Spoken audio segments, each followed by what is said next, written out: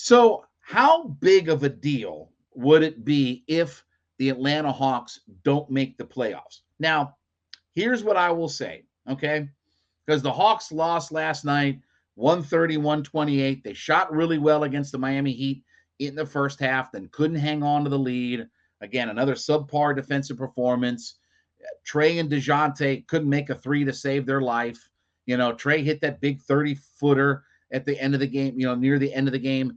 DeJounte hit a 35-footer that was at the buzzer that the only thing it did was cover the spread if you're looking at point spreads, cover the point spread for the Atlanta Hawks. But it was a disappointing performance because you played so well in the first half, and you go 0 for 2 against Miami in this set, lose the season series. Now you're on to Washington, okay? And we talked about this is becoming must-win and all that kind of stuff. But how big of a deal would it be for the Hawks? Because while I think that they will make the playoffs, that they will find a way, because the bottom tier of the Eastern Conference is dreadful.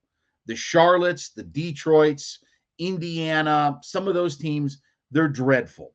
So I don't think the Hawks are completely in danger of being out of the playoffs. But hey, look, Denver had to, hang on for dear life against Toronto, because if Toronto would have beat Denver last night, the Hawks and the Heat would have, the Hawks and Toronto would have flipped.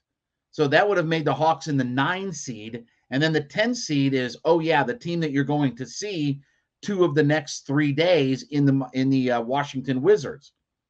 So it's no fait accompli. And we've talked about this. The schedule has done themselves no favors. You've got to at least split with Washington. Because if you can't split, the only good thing that is working in the Hawks' favor right now is the fact that Toronto's out on the West Coast. That they played in Denver last night. They're playing the Clippers, the Lakers. They're playing on the West Coast for now. So that's the only good thing.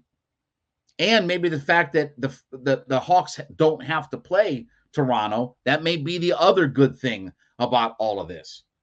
But right now, the schedule makers have made it tough because you got to at least split against Washington. And for a team that's not good on the road, a team that's, not played well in back-to-backs and things, because once you get Wednesday, Friday against the Wizards, you come home Saturday and you face the Boston Celtics, who are, by the way, the second best team in the Eastern Conference. And, by the way, you're not good on back-to-backs. And, by the way, they've lost, the Celtics, that is, have lost 3 in a row. So they're going to be hungry to try to get back on track. So everything sets up negatively for the Atlanta Hawks. Would it be a big deal if they find themselves out of the playoffs?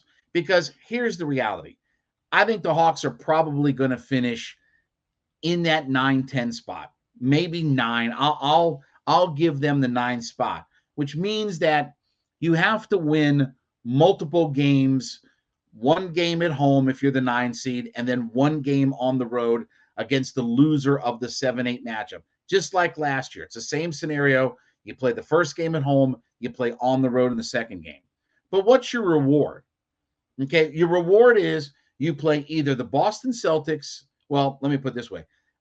Let's say the Milwaukee Bucks. That's the team you play. Because as the Celtics have won, lost 3 in a row. Yeah, I know that the Bucks had their 16-game winning streak, snapped over the weekend, whatever like that. But let's say it's the Milwaukee Bucks, okay? Yes, I understand that the Hawks match up some well, but you think this team is ready to go into a series? Like, how successful is it if you win a couple of play-in games and then face the Milwaukee Bucks and you get knocked out 4-1? How successful is that?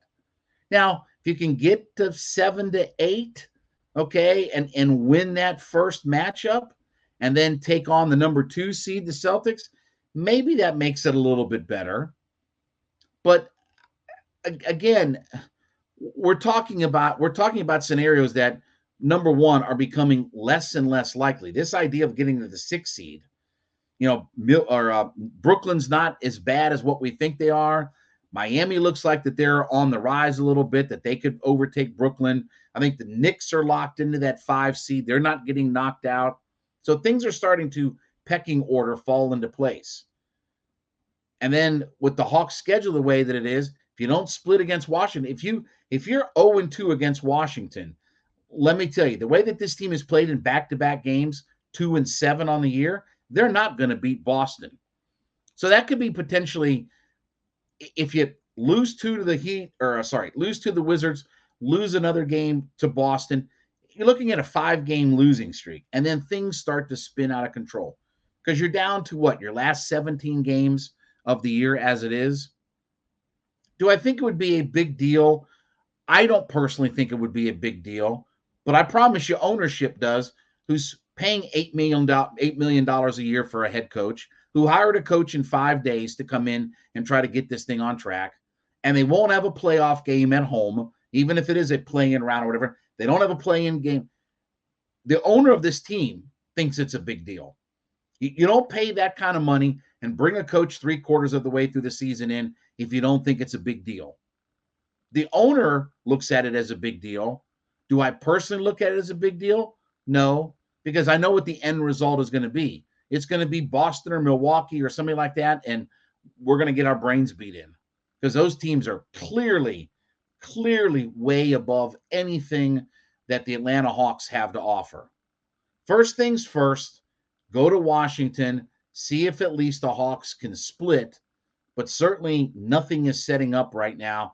And this road trip, it could get disastrous.